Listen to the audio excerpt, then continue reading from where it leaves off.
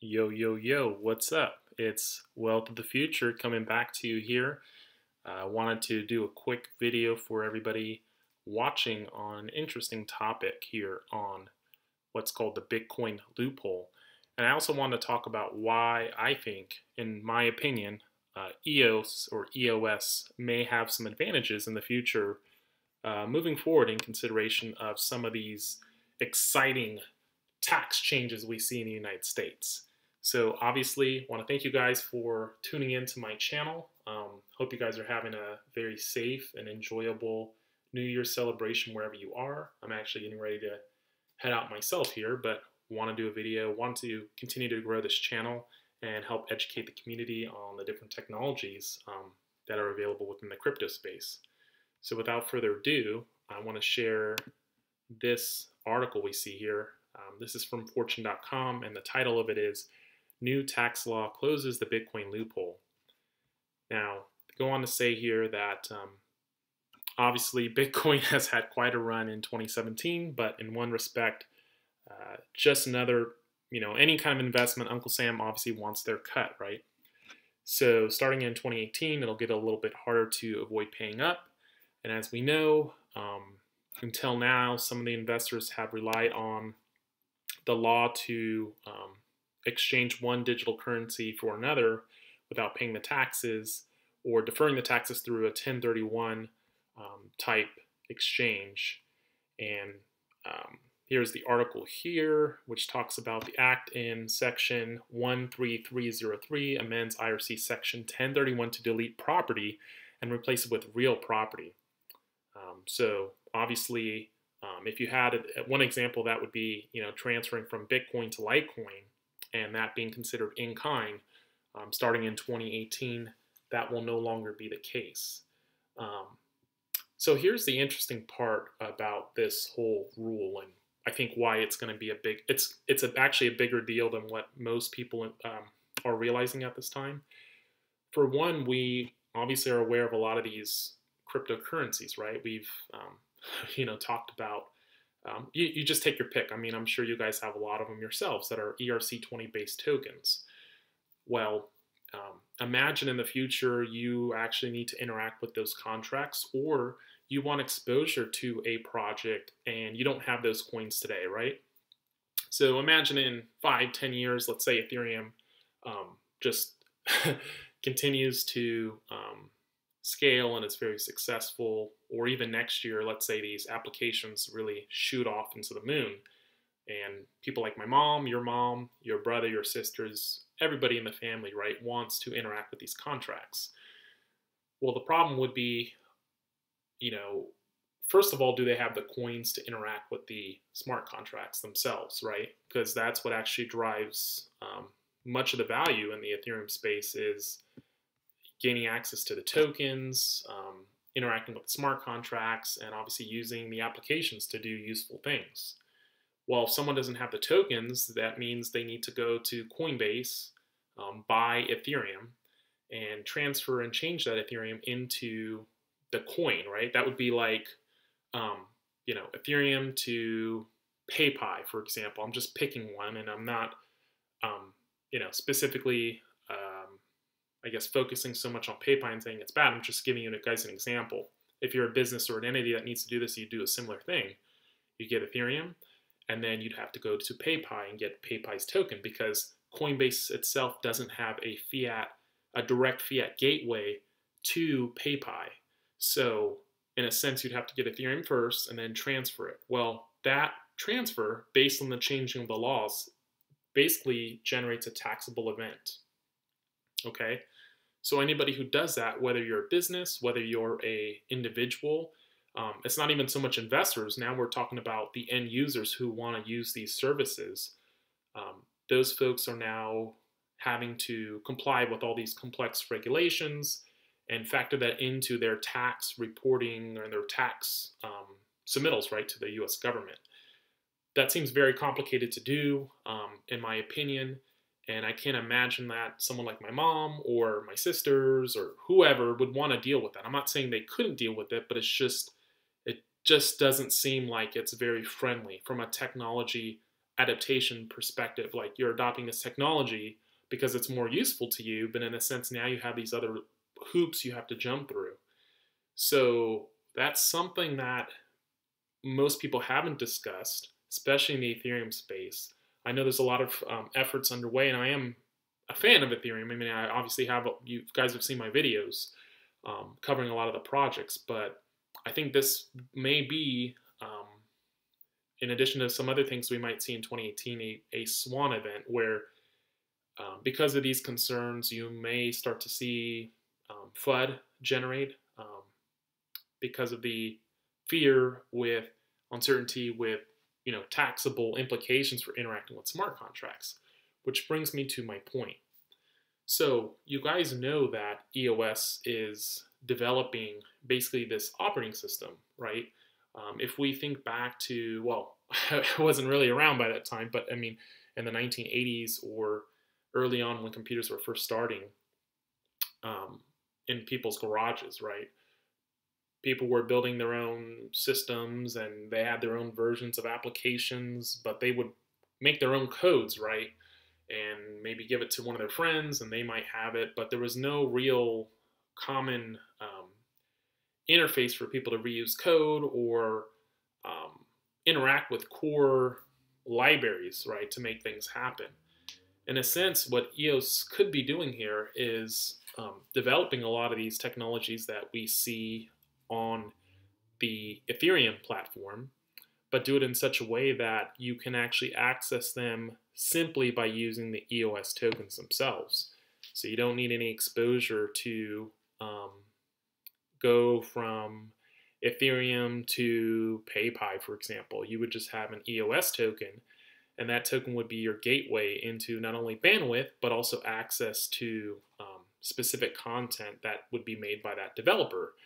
And in most cases, in fact, on EOS, at least from what I've read, and again, none of this content is considered investment advice. I don't want to, give the wrong impression here, but one of the things I want to emphasize is that if you or I or your mom or my mom or anybody is interested in this stuff and they want to sign up for some service right on the blockchain, the last thing you want them to have to do is simply by signing up they create some kind of taxable event. I mean that doesn't seem very doesn't seem very user friendly. It doesn't seem like it's going to scale to at least millions of United States users. You want a technology that allows people at the very least to probably sign up for free, access, run transactions but not generate taxable events, have their information maybe on the blockchain, right? Have core user identity, and then maybe if there's premium things that they want to do and interact with those applications, maybe that's where the specialized transactions come in, or maybe it's done on the back end through the EOS token itself. But from the perspective of the number of taxable event transactions, if you actually think about it a little bit, this could be a considerable advantage over what we have today in terms of trading, one token for another token and just having to gain that exposure. And if you consider, again, average users, okay, first of all, most users don't even know how to navigate from an Ethereum-based token to an ERC20-based token. Okay, yes, there are people who are watching this video now, and you might say, well, I have experience in this, I'm comfortable with it, blah, blah, blah. But I can tell you that I've talked to dozens of people just this past couple weeks, talking to family members, I've talked to other people, and, it's a learning curve. I mean, whether you want to admit it or not, when you first got started in this space, it took a long time to learn how to actually get these tokens, how to store them properly. There's a lot of, there's a learning curve associated with this, right? So when I look around and I start to study how people, interact with technologies and what's their gauge for spending time to basically come up to speed on these things, I have some, doubts that I don't have doubts on Ethereum technology scaling per se, but I have some doubts on how friendly it is for just the average Joe to actually start to use the technology. And so that leads me to look for other alternatives that may provide them an easier way, an easier framework for them to sign up, to get exposure to different applications. And also from the developer side, if there's these core technologies that are available that we're seeing on the ERC20 or the Ethereum platform into EOS, and those can be leveraged and basically ported onto other applications to make them even more powerful, it's just going to speed up and make the development process a lot easier. So just want to put it out there, guys. I already did my video on my 2018 portfolio. That's not changing, but this is something we will need to continue to evaluate and think about, because it's not just crypto hype. And I think, right now, at least from my perspective, the assumption is that you're going to have this massive amount of users that are going to use this technology. But we also have to think that if each of these interactions that the users have generates a taxable event, especially in the United States, that doesn't seem to bode well for actually getting the number of users you would need into the space. That's going to be a huge impediment to seeing the numbers to actually make the valuations we've seen work. And so that's my main concern here. I'd love to hear what you guys think about this in terms of the way I've framed it, and my insurance policy obviously being something like an EOS. Doesn't have to be an EOS. I mean, maybe you guys have another technology that's out there that does the job. Basically allows people to seamlessly interact with the smart contracts, but not necessarily expose them, at least initially, to a taxable event. I'd love to hear what you guys have to say on this. This is Wealth of the Future signing off. If you like this video, please consider hitting that like button. Consider subscribing to my channel. And until next time, Wealth of the Future signing off. And I want to give a shout out to Captain James, as well as some of the others, Wingless from Singular DTV. And hopefully we'll have a better year in 2018. I want to say to everybody, be safe out there. Enjoy the moment. Enjoy tonight if you're on the West Coast. And, just let's stay focused for 2018. I actually got some things up my sleeve in terms of what I'm going to be doing to help some of these communities, including EOS, not necessarily from a pumping standpoint or price standpoint. It's more talks like this to educate the community, including locally, for free. So these are just things I do. And it's part of my overall goals for 2018 to improve the education, improve my own education on these things, help others get exposure to this, looking at other types of projects that can help communities actually leverage the technologies themselves for maybe complex infrastructure financing or building out of infrastructure, because that's something, that's a role I've done in the past.